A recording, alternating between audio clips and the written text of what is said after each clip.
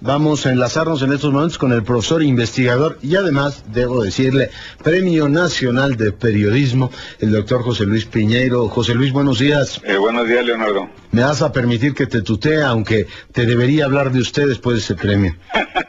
No, por supuesto que nos seguiremos tuteando como siempre. Bueno, oye, José Luis, ayúdame a armar el rompecabezas. Violencia en el norte del país, declaraciones permanentes de los Estados Unidos, en fin, alarma por la situación que priva en nuestro país, y ahora se nos complica el lado sur, cuando el ejército entra, destruye plantíos de marihuana en zona zapatista, y viene la alerta roja, precisamente del ejército zapatista. Ayúdanos a armar un poquito este rompecabezas, José Luis. Pues bueno, lo primero que podríamos decir es que según algunas informaciones, los sembradíos de estupefacientes que se encontraron no son en zonas que tengan una fuerte presencia zapatista. Y por otro lado, pues habría que recordar que entre las normas de comportamiento interno en las comunidades zapatistas está prohibido el consumo de alcohol. Entonces sería pues una gran contradicción que los zapatistas tuvieran algún vínculo con el narcotráfico, ¿no? Porque bueno, obviamente esto sería un desprestigio muy grande para ellos. Entonces yo creo que más bien la alerta roja que declara el EZLN es una alerta que tiene que ver con posibles movilizaciones de tropa en los territorios que están bajo su dominio de alguna manera, combinado con con el olvido en el que se ha mantenido el conflicto en Chiapas. Hay que recordar que el presidente Fox dijo que este problema lo iba a arreglar en 5 minutos, ya pasaron 5 años, y pues no ha habido ninguna solución de fondo. Y a eso habría que agregar una cuestión también que ha caracterizado el zapatismo. Las acciones zapatistas han sido principalmente de carácter defensivo y no ofensivo. Entonces, pensar en que se estén preparando para acciones de carácter ofensivo no es algo que vaya dentro de la lógica que han manejado, sino más bien una lógica de carácter defensivo, de fortalecimiento interno, sí, de otras formas de organización política, etcétera, ¿no? Sí.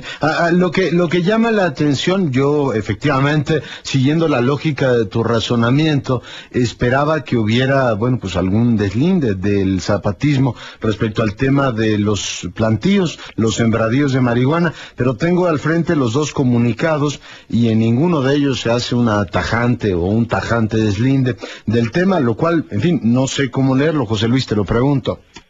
Pues yo esperaría que hubiera un deslinde claro con respecto al narcotráfico, pero también hay que recordar una cosa, desde hace mucho tiempo, desde la óptica estratégica norteamericana, se ha insistido en el narcoterrorismo, es decir, la alianza entre narcotraficantes y fuerzas guerrilleras, que se supone real o no, que existe, por ejemplo, en el caso de Colombia. Yo creo que en el caso de México, en más de una ocasión, autoridades federales han sostenido que no hay indicios de que existen estos vínculos, no solamente con respecto a el EZLN, sino al EPR, al ERPI, y en ese sentido, pues, recuerdo hará un par de años que una declaración negando este vínculo para el caso de Guerrero y de Oaxaca por parte de autoridades de los estados y también de la federación.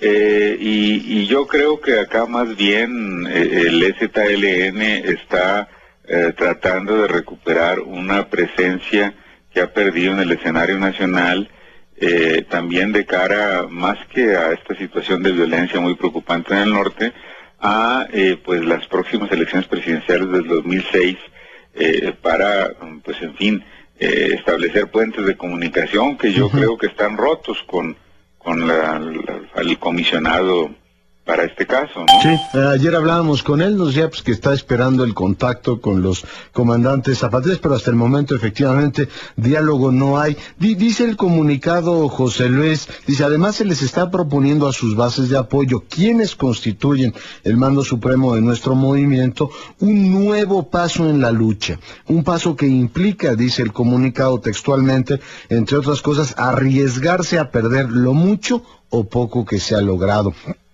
y a que se agudice la persecución y el hostigamiento en contra de las comunidades zapatistas, en un contexto en el cual, hay que recordar, Pablo Salazar Mendiguchía gobierna esa entidad y se supone que el ejército se replegó.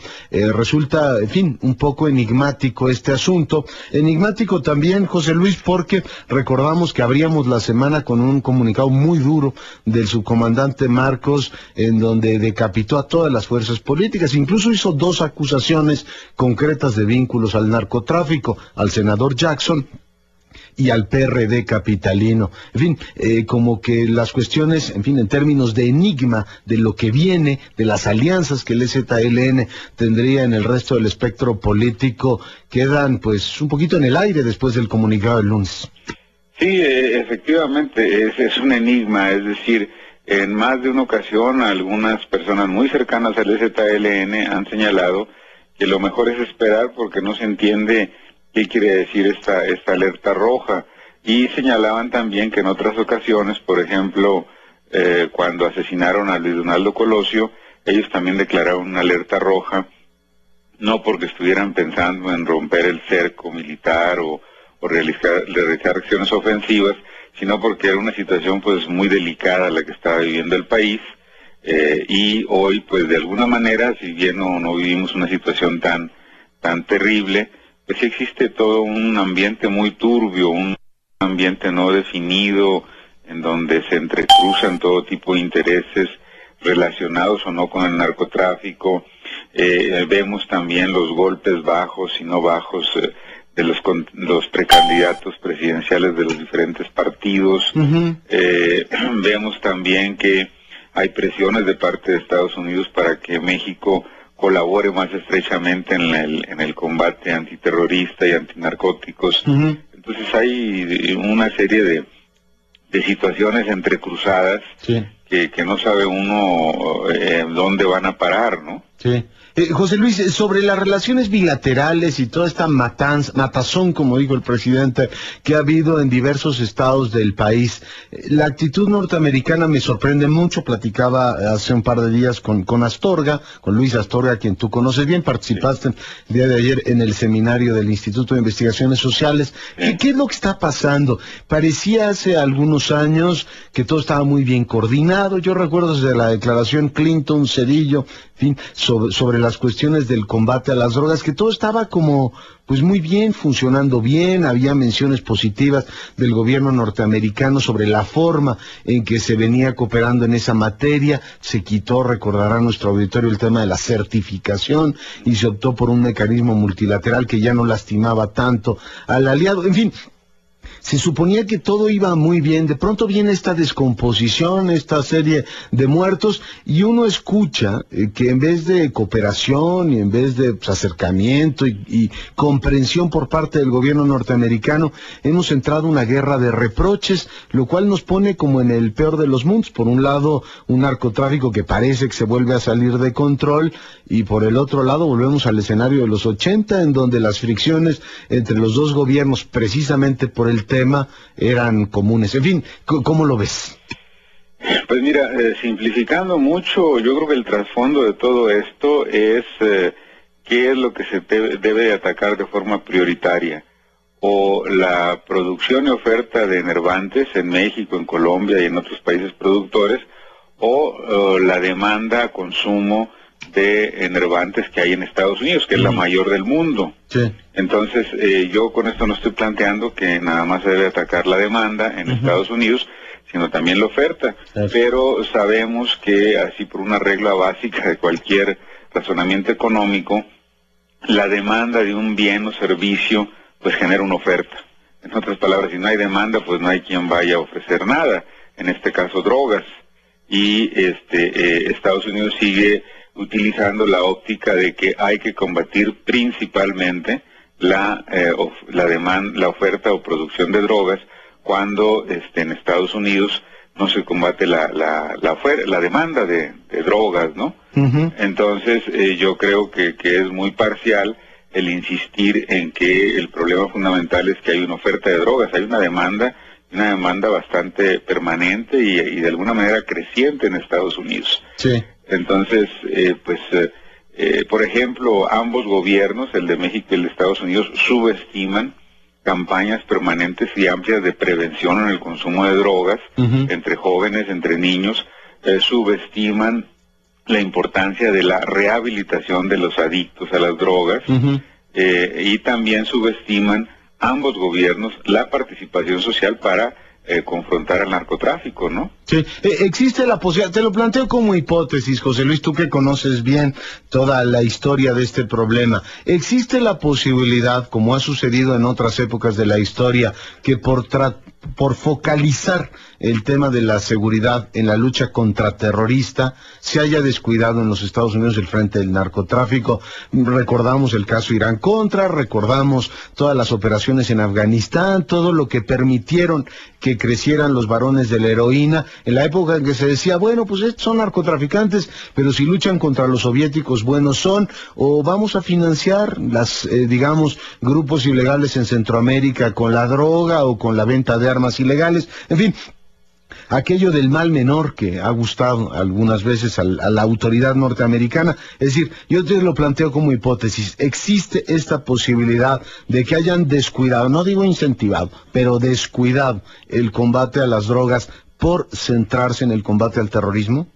Yo creo que sí, porque pues vemos que hay con razón y en parte no, hay una obsesión antiterrorista en Estados Unidos, en donde parece que el único, llamémosle, actividad delictiva es el terrorismo, pero también sabemos que en Estados Unidos, como en México y en todo el mundo, hay otro tipo de bandas criminales, de tráfico de armas, que por ejemplo nos afecta mucho, y recientemente el gobierno mexicano le pidió a Estados Unidos mayor cooperación para frenar el tráfico de armas de alto poder que vienen de Estados Unidos.